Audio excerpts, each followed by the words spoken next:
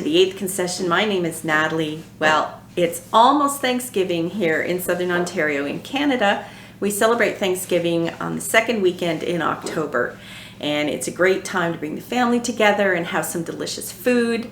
And this year I am making apple pie for dessert, but horror of horrors, I looked in my freezer and I'm out of pie shells. Now, I always had a love-hate relationship with pie shells because I could never get them to work right. I tried everything. I tried the recipe on the shortening package. I tried the package in the store where you just had to add water, and they never turned out until I found this one recipe.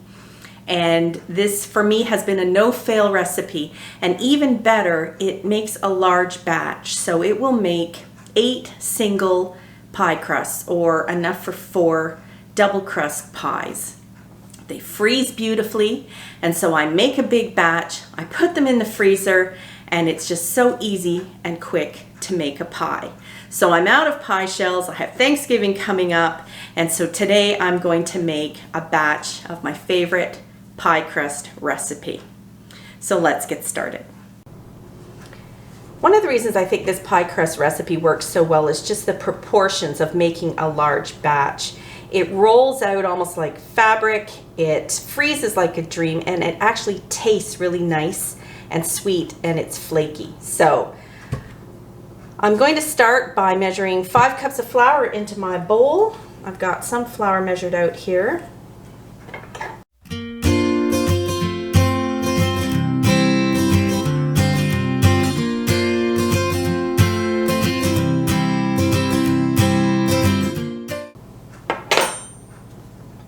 And then 2 teaspoons salt,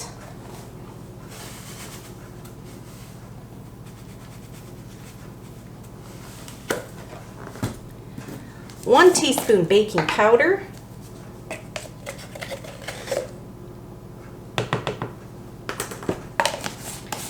and 3 tablespoons of brown sugar. And this is part of what gives it such a nice sweet taste.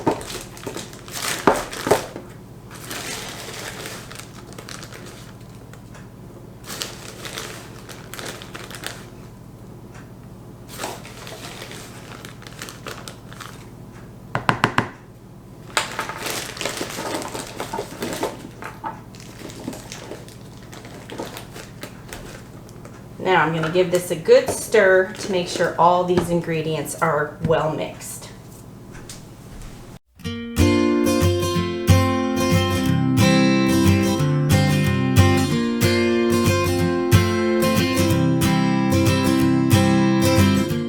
Next, I'm going to cut in an entire pound of shortening. Now you of course can use lard if you want. I tend to use shortening. First, I kind of cut it into chunks just to make it easier to get in. And then I'll use my pastry blender to really mix it in.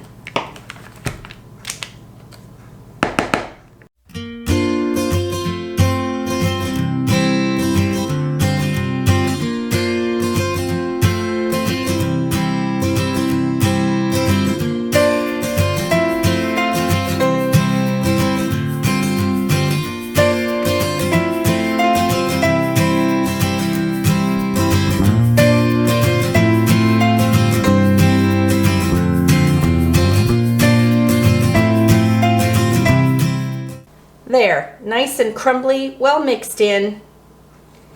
Now I'm ready to add the liquids. So with my measuring cup, I am going to put in 1 egg, courtesy of our hens.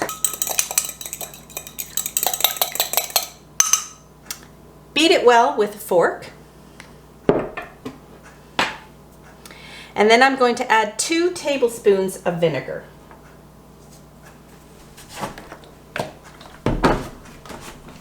Just white table vinegar.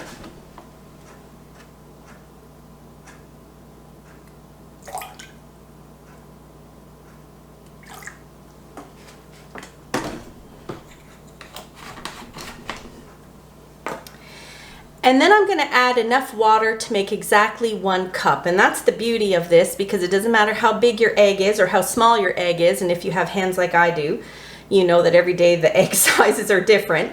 So just going to go to the sink and fill it with cold water until it measures exactly 1 cup. There, and I'm going to give it another stir so it's all nicely mixed. And then I'm going to pour it slowly over the flour mixture, and I'm going to use the fork to distribute it evenly.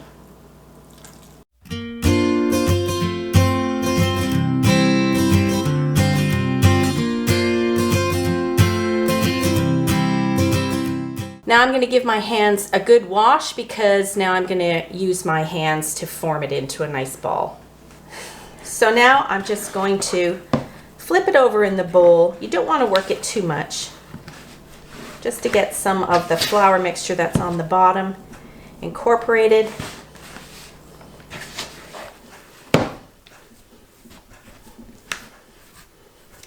And then what I like to do is press it down in the bowl fairly evenly, because I'm going to cut it into segments to roll out, and I want them fairly even. So I just pat it down like that, and then I take my knife and I cut it into 8 equal parts.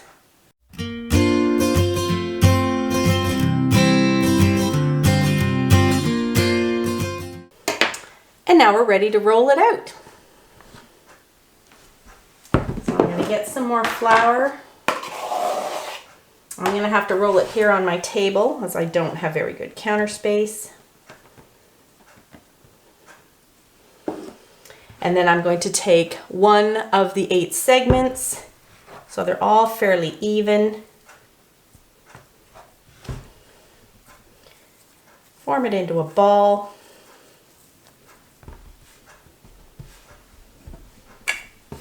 And roll it out.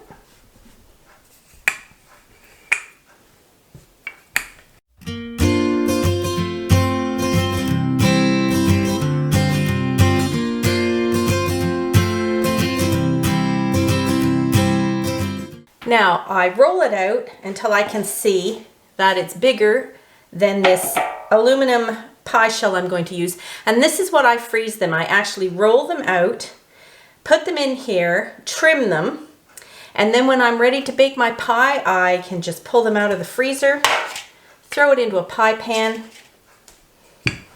and it'll thaw in about 10-15 minutes. And I can use one for the bottom and one for the top. This is so soft. It's like fabric.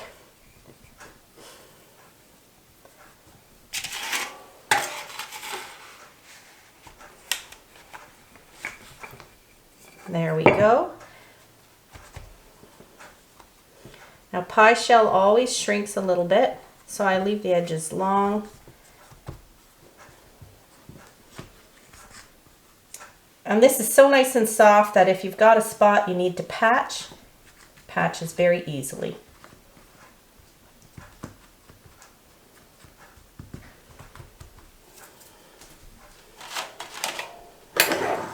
I take one of my spare pie pans, and once I have it all set in there, I just take a knife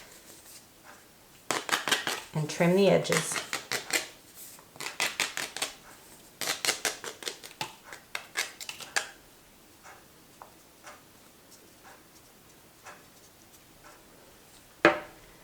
Ready to go. In between the pie plates, I put a little bit of wax paper so that once they're in the freezer, they don't stick together and they're easy to take apart, so I can use 1 or 2 at a time. And I'm just going to keep doing that 7 more times.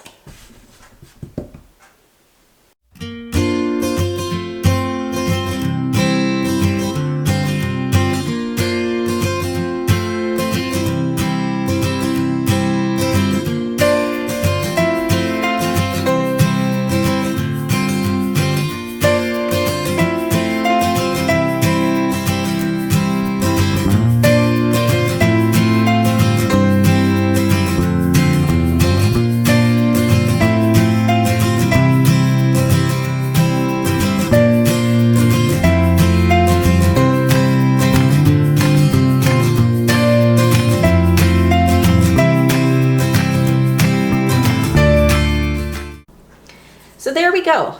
8 pie shells. Now, even though they're all in these foil forms, I use them both for tops and bottoms, and I usually take them out and put them in a metal pie pan. I don't actually bake them in these foil liners.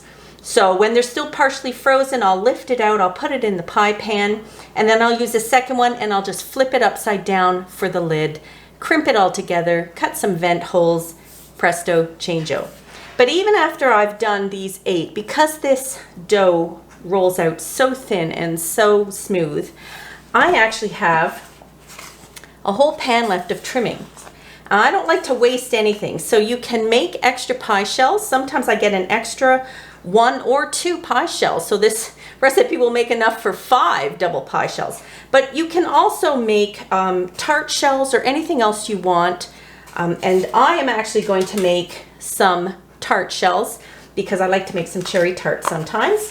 So I am just going to squish this back together, roll it out, and then I'm going to use just a cup here to cut them out and put them in, and I will freeze them in these little forms the same as the large forms.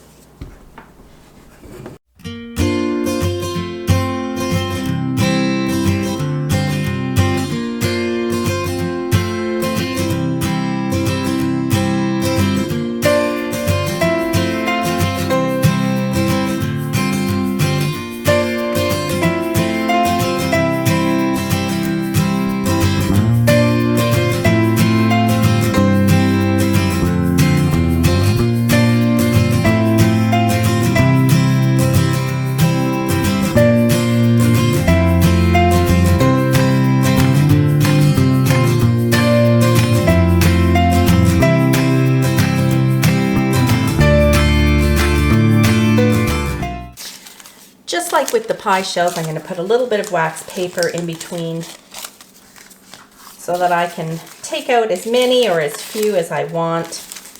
So when they're all done, what I use is one of these sort of plastic containers. I believe it's actually a cake saver. It's supposed to be used upside down from this so you can take cakes with you. But I use it upside down, and I put in my pie shells and even my tarts. I got 15 tart shells.